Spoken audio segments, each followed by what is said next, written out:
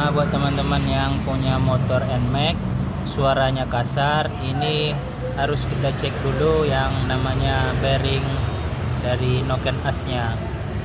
Kawan-kawan kita kadang-kadang ada yang langsung ponis itu lahar dari bearing dari kruk asnya, padahal kalau untuk bearing kruk asnya itu bunyinya itu macam mengaung gitu, sedangkan kalau krok krok krok krok krok itu adalah bearing dari ini noken asnya.